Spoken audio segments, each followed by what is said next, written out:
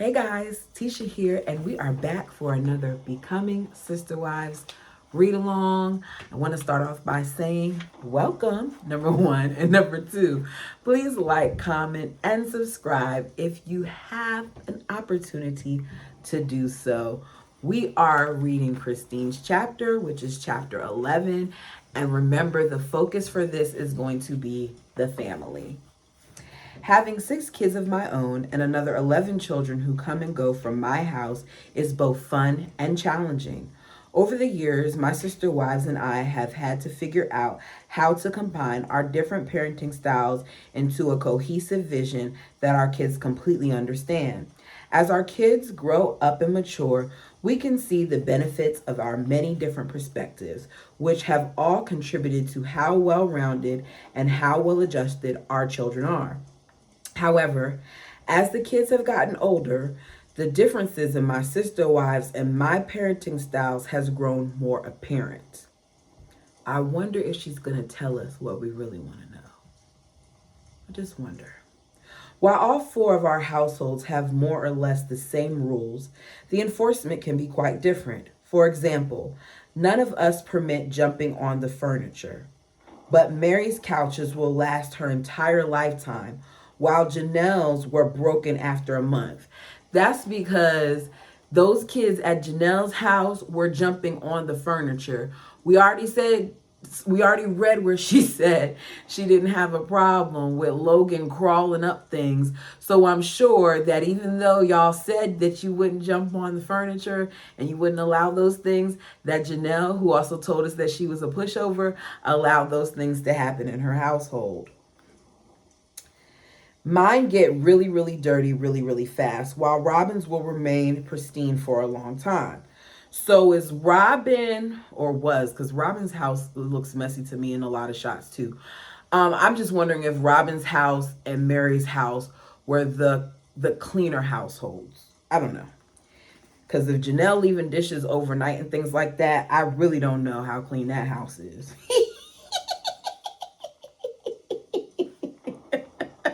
Sorry, you guys. Let me get back on subject. In the same vein, there's no eating in the living room in any of our houses.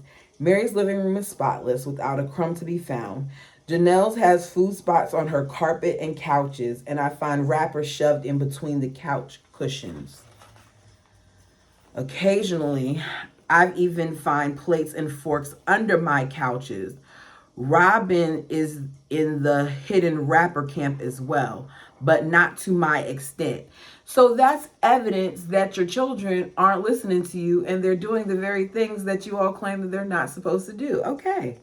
In many ways, we're lucky that not all of us react the same way to issues with our children. There are times when it seems impossible for me to connect with my kids, so I really lean on my sister wives for help. Mary has a sweet way of engaging Isabel. She responds to her lovingly and patiently, and Isabel is sweet back to her and loves Mary. The other day I picked Isabel up at Mary's house, and she told me that Mary was her bestie. I adore Hunter. Wait a second, let me go back to that. This goes back to me saying that I don't understand how Christine found out that Mary was being, we'll say, they said abusive. We'll say what was Christine said in the chapter. Christine felt that Mary was being too strict and too harsh with the way that she punished her children. But here she's letting us know that she's okay with Isabel going over there. So what did she see in Mary that made her feel comfortable with sending Isabel over there? Just wondering. I adore Hunter, and he is always welcome in my home.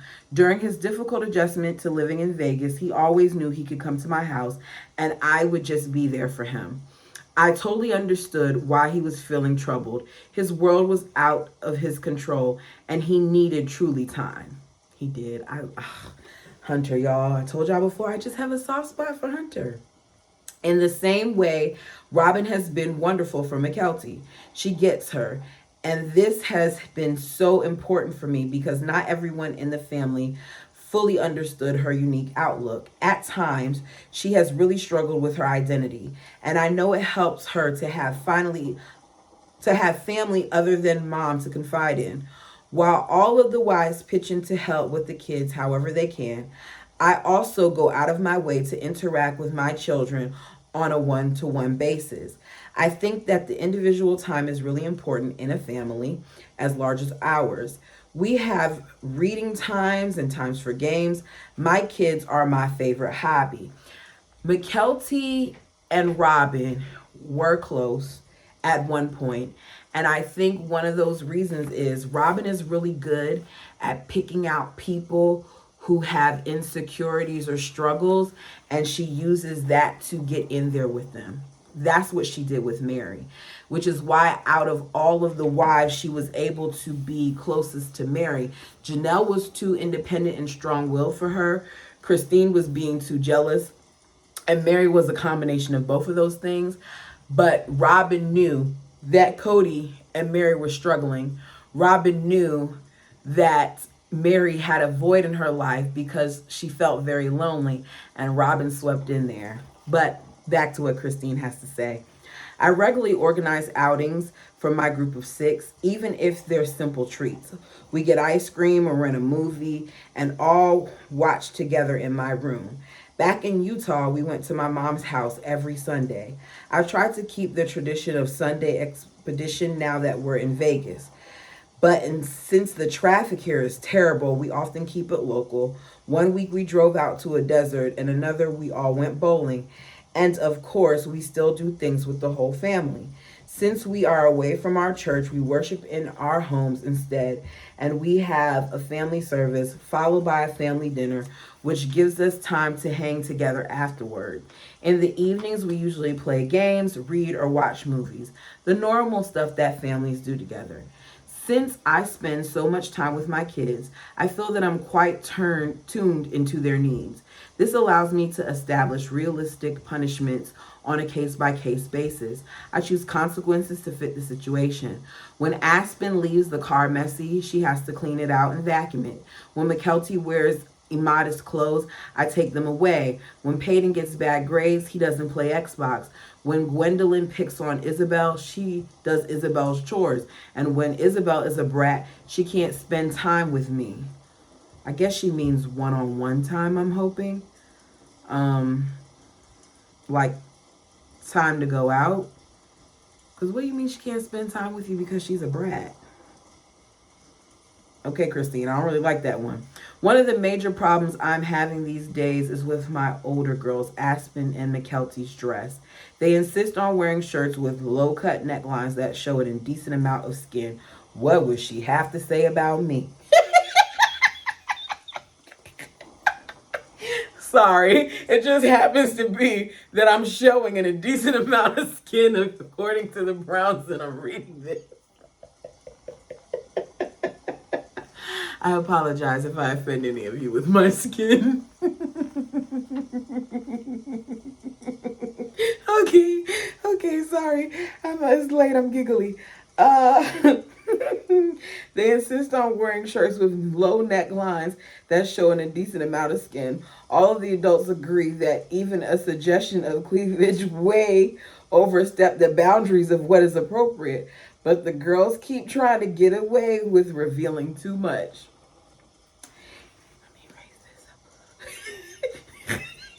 If my sister wives and I were to address this problem separately, this is how we would handle it. Mary wouldn't let the girls buy the shirt in the first place, which sounds like the smartest thing. If you have a problem with how low something is, then don't buy it.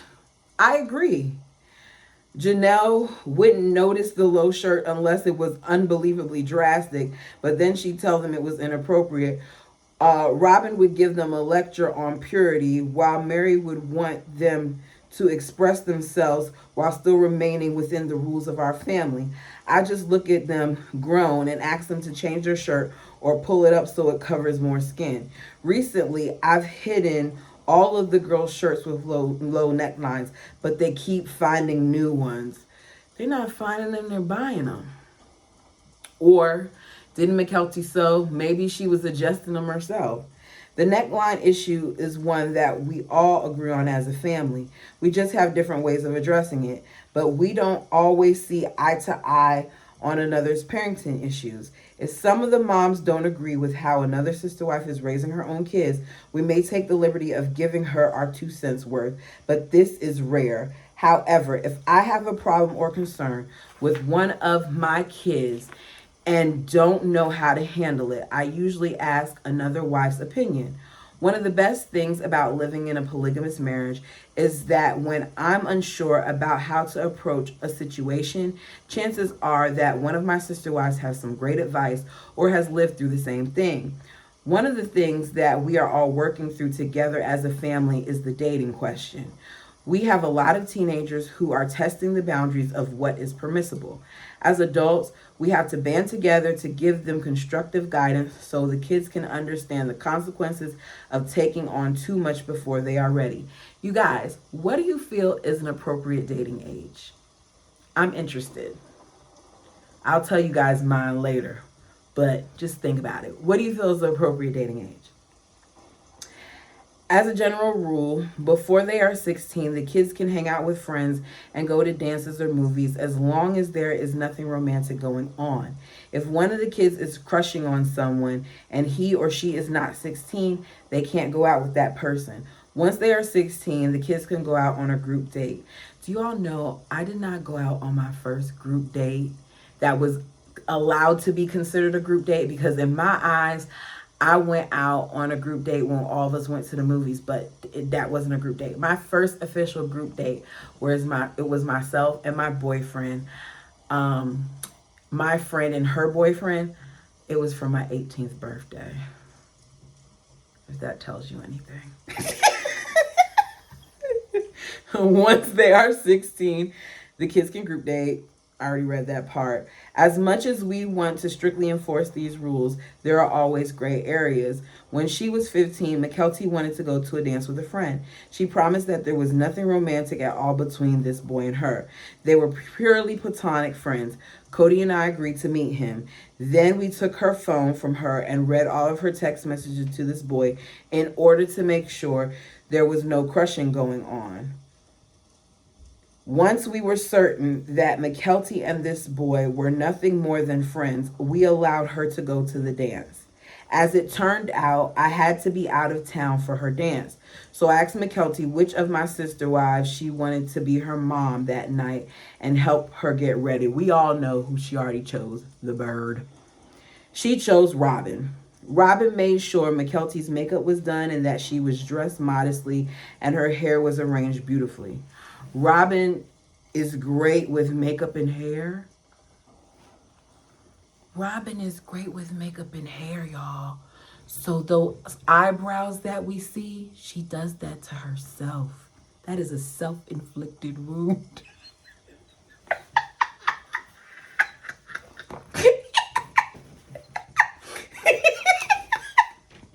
Sorry. She sent me a photo of Mykelti before.